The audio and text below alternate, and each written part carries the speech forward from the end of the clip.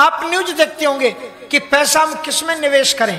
अगर आपके पास में इतना पैसा हो, टीवी में एक प्रोग्राम आता था, अब भी शायद आता होगा, कि अगर आपका पैसा इतना आपके पास में है तो किस चीज में लगाए जिससे तुम्हें अर्थ लाभकारी हो जाए। निवेश, उसमें बार बार एक शब्द आता है निवेश, कि उसको किस में खर्च करें।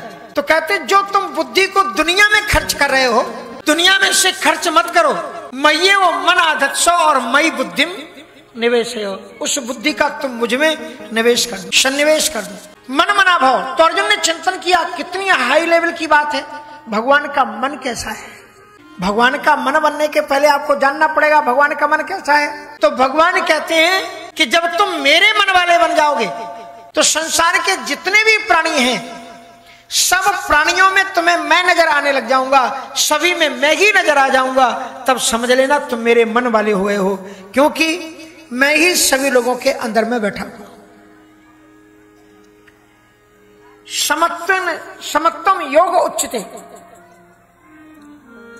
इसलिए बड़ी महत्वपूर्ण बात वो कहते हैं कि जब सभी प्राणियों में तुम्हारी क्षमता का भाव आ जाए, सभी प्रणमयी वांशो जीवलोके जीवभूता सनातना, जब ये तुम सोचने लग जाओ कि सारे प्राणी, इसलिए सभी प्राणियों के सुख दुख को अपना सुख दुख समझने लग जाओ, उसी दिन ईश्वर के मन वाले हो जाओ। इसलिए ईश्वर के मन का चिंतन, पूरा ईश्वर के मन की जब आप बात करते हो, जब आपके पास में ईश्वर का मन आएगा तो सारा ब्रह्मांड तुम्हारा हो जाएगा, फिर कोई भी तुम्हारा पराया रह ही नहीं जाएगा, क्योंकि भगवान कहते हैं ममई वांशो जीवलोके जीवभूता सनातन। अब भरत जी का विचार चिंतन और सतह ऊंचाई को पकड़ता है। अब राम को वो समर्पण कर देते हैं और कहते जनहित। और जिस दिन तुम्हारे मन में यह चिंतन आने लग जाए कि भगवान को अच्छा लगे, मैं दुनिया की नजर में अच्छा नहीं बनना चाहता, मैं ईश्वर की नजर में अच्छा बनने की जब तुम्हारे मन में भावना आ जाए कि मैं ईश्वर की दृष्टि से अच्छा बनूं, तो समझ लेना कि तुम भक्ति की सतह पर, बड़ी ऊंचाई पर तुम पहुंच रहे हो।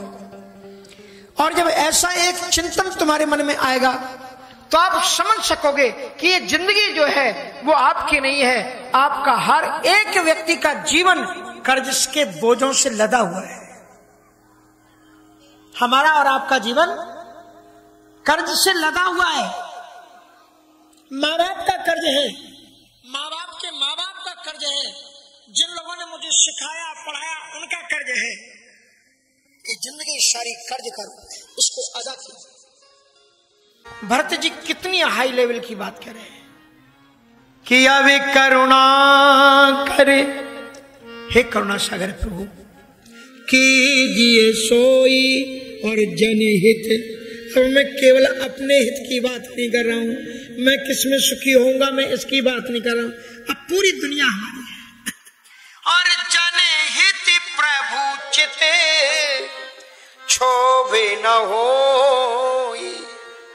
और मैं ढटाई पूर्वक अगर अपनी आज्ञा मनवाऊं आपसे और आपके दिल को दुख लगे, जैसे कोई बच्चा कि हमको उस स्कूल में जाना है, और बेटा बाप कहे कि बेटा तुम दूसरे को देख करके उस स्कूल की बात मत करो, तुम्हारे अच्छे अरमान है बेटा, तो तुम घर के भी गांव के भी स्कूल में पढ़ लिख के अच्छे बन सकते हो।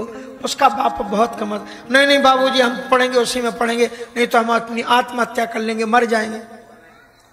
अब बेचारा बाप तड़प करके कहीं से ला करके कर्ज लेकर के तुम्हें पढ़ाए, अपने कंधे पर भार ढोढो करके तुम्हें पढ़ाए, तो इतना तो लगेगा ना कि इस बच्चे ने मेरा कहना नहीं माना। तो जरा पिता और माता पिता की भी परिस्थितियों को समझो। भरत जी कहते हैं कि अब मैं अपने हित की बात नहीं करता, अब तक मैं अपने स्वार्थ में डूबा हुआ था। अब गुरुजी और आपके उपदेश को सुनकर ये लगा कि पर यह स्वार्थ है परमार्थ सारू।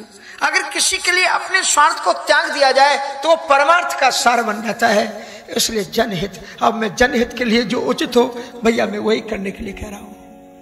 और मैं ये भी चाहता हूं कि मेरी किसी बात से आपको दुख ना हो, आप वो करो जिससे आपका मन पसंद हो। जो सेवक साहिब ही सकोची और निज हित चाहे ता सुमति पोची। जो सेवक अपने स्वामी को संकोच में डाल दे, मजबूर कर दे अपनी बात को बनाने के लिए, जिद कर दे और निज हित चाहे, नहीं मेरा कल्याण होना चाहिए, मेरी जिद पूरी होनी चाहिए, और उसकी मति को दबा दे, स्वामी की मति को संकोच में डाल दे। तो भरत जी कहते हैं ऐसे सेवक को नरक की प्राप्ति हो।